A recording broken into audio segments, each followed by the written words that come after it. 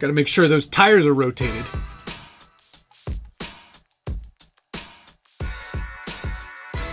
Welcome back to the Scale Builders Guild. Thanks again for watching. It's episode 88 of What's on the Bench Weekly.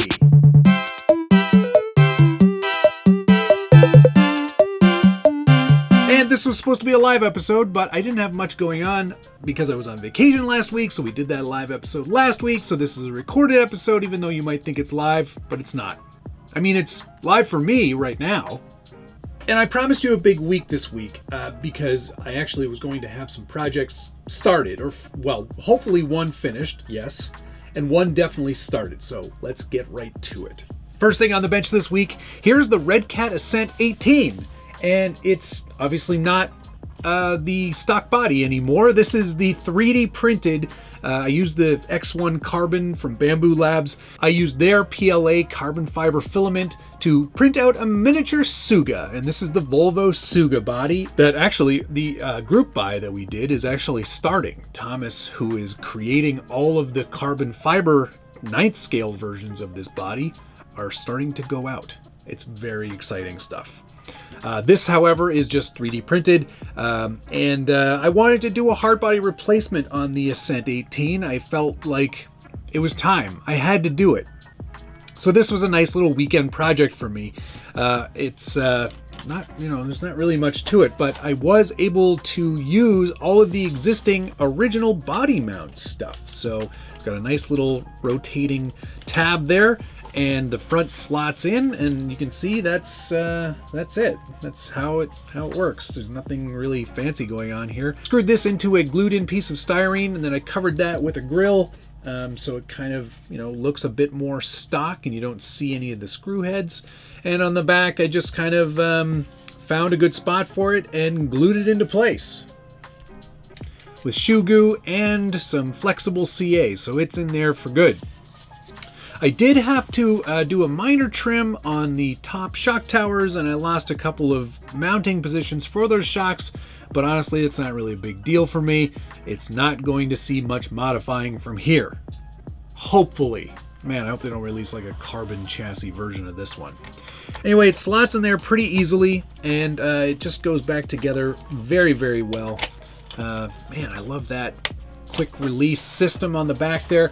And then I painted it. I masked things off with masking tape, cut some stencils on my Cricut, and yeah, I used dark navy as the backing color. And before that, I actually painted all of the door gaps or panel gaps with black, just to give that a little more shading. That's a tip I learned from Pardon My Noob.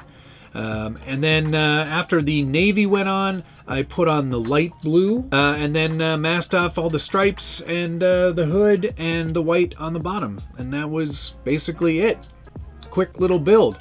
I did have to sand the body a tiny bit. Let's get closer. Why are we so far away? I did have to do quite a bit of sanding to get out a lot of the texture of the 3D printed file.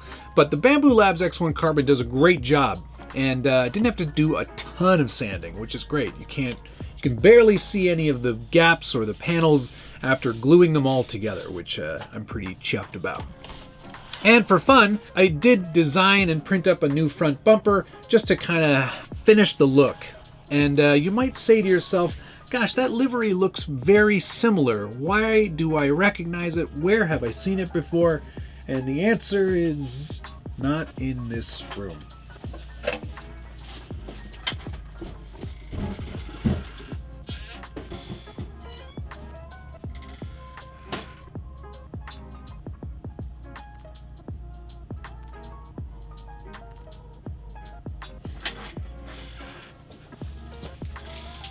It's this guy right here.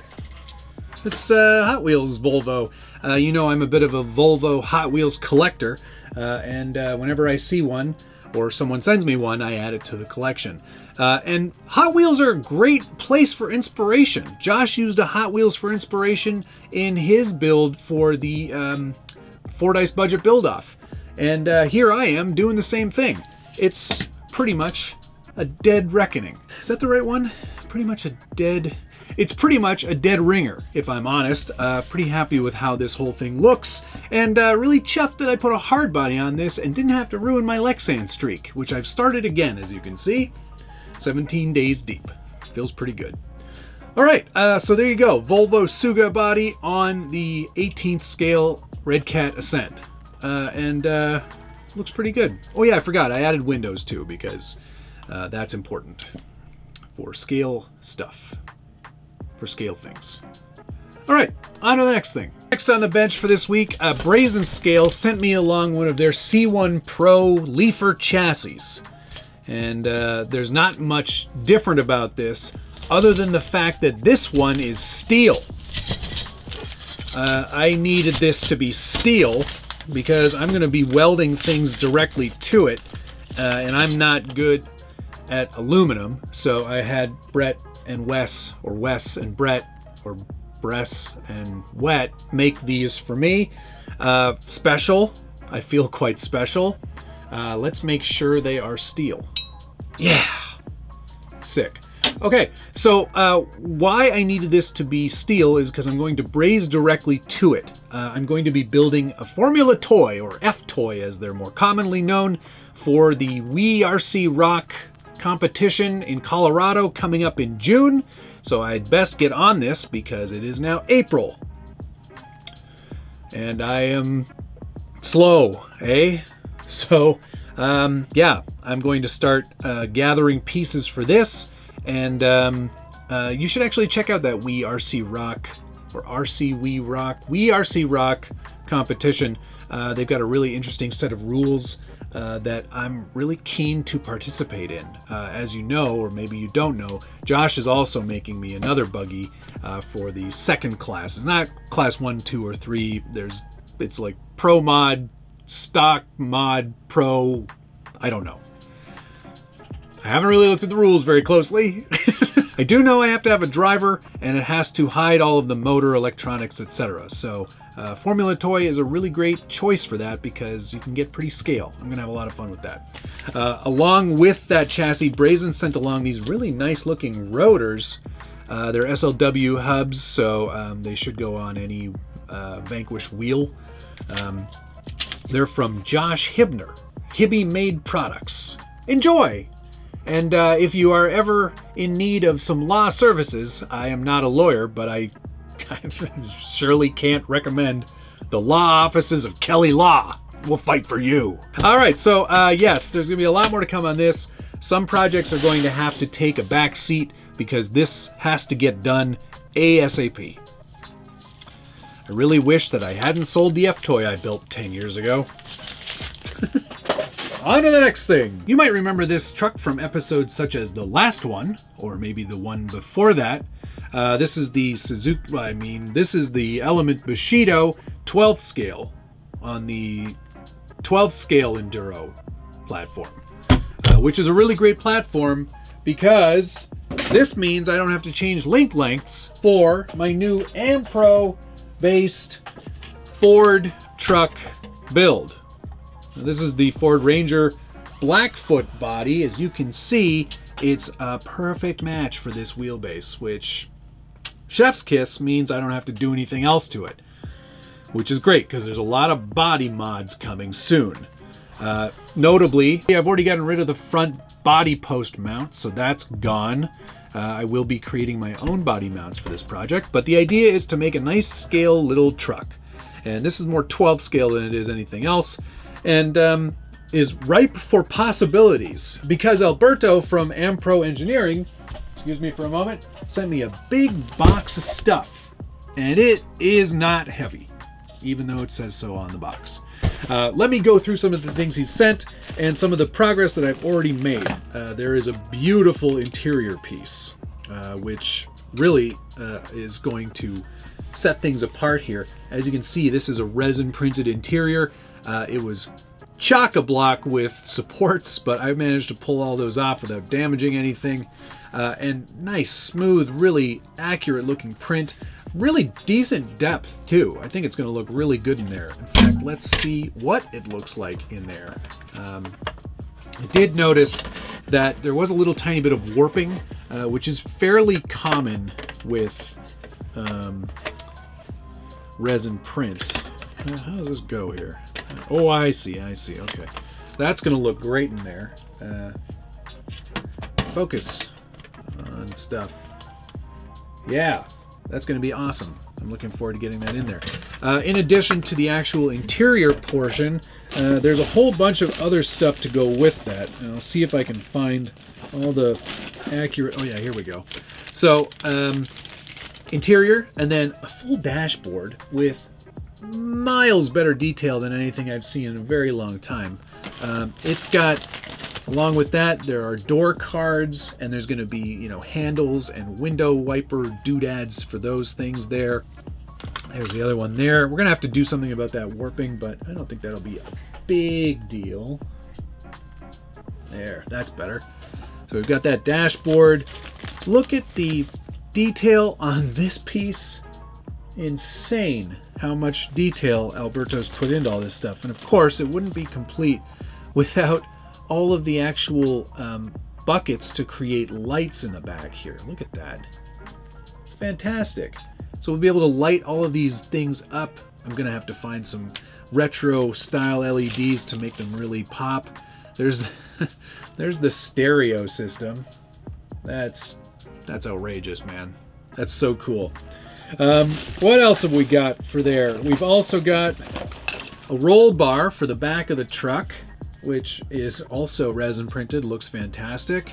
It's just really going to set the whole thing off. We've got some lettering for the tailgate. There's a nice detail piece to actually add a back window. This is just so great. Where's the grill? Oh yeah, I remember now. There's also light buckets for tail lights and headlights. What else have we got here? If you like mirrors and you like accuracy, then Ampro's got you covered. There's one style there. These haven't been removed from the supports yet, as you can see. He sent me 3 sets of the same ones, because I bet you I'm going to roll this truck, or he thinks I'm going to roll it. That's probably more likely. There's a steering wheel replacement as well. Just awesome. The detail on these is fantastic. Now, I'm also working on the grill. You go, grill! Because there's a full grill replacement as well, so you can actually see through things, which is spectacular. Look at that. Amazing. And let me see what state the actual grill is in, because I'm actually putting it into purple power to see if I can get some of that chrome off. If there was any doubt that purple power didn't work, it does. Look at that. It stripped all the chrome right off of this piece. There it is. Totally clean. No more chrome. I love it. Purple power for the win. I know it looks red, but that's because it's loaded with red paint. Because I'm reducing my carbon footprint by reusing this stuff over and over again. So, lots of things to add to this truck, and I am really super excited about making it much more scale accurate. I know it's not a full depth interior, but it's darn close and good enough for this build to get away with it. So many nice detail pieces. Alberto, you have gone above and beyond on this stuff. Thank you so much for sending it my way. I'm very excited about putting this truck together. This is going to be a very quick project. Once I get all of these pieces separated from all of the supports and primed up, it's time for assembly. So this is going to be a nice quick little project, but it's going to add a ton of realism, and I cannot wait to get this one primed and painted. If you've got any ideas for a livery on this one, put a comment down below. You know I love reading through your feedback, and I try to answer as many of those comments as I can. And if you're enjoying this video and you're not a subscriber yet, you should definitely subscribe and hit that notification icon so you can ring the bell. Feel like you participated in something. You're probably thinking to yourself, he never finished that Class 2 leaf sprung build, now he's on to another one? Yes, I am, and most of the parts that are on here are coming off to go on here. But fret not, I will do something more like this in the future again. It's just I gotta get this done for June. So that's more important. And I almost forgot, Spectrum sent along their new Rugged DX6, which is a 6-channel rugged radio. It's got all these bumpers on it for bashing it into stuff. They've revised the touch mechanism here on the back, which is a good thing because this was a big thing I didn't like in the original.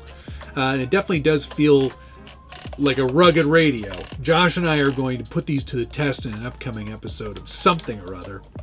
We'll see how rugged they are. It comes in 3 different colors: black, green, and orange. It also has a backlit LED screen now, and the touch mechanism has been revised to work hopefully better. Obviously, of course, it's also got 6-channel capability, and it's got a 20 model memory as well. Would this replace the Radiomaster MT12? I think in some cases it probably would, especially on those wet days, of which there seem to be a lot around here. But yeah, look for a more in-depth look at this in an upcoming episode. And thanks, of course, to Spectrum for sending it my way. I've got a lot of stuff to do on the F-Toy, so I'd better turn this camera off and get started on that. Thank you so much for watching, and of course, we'll see you again next week.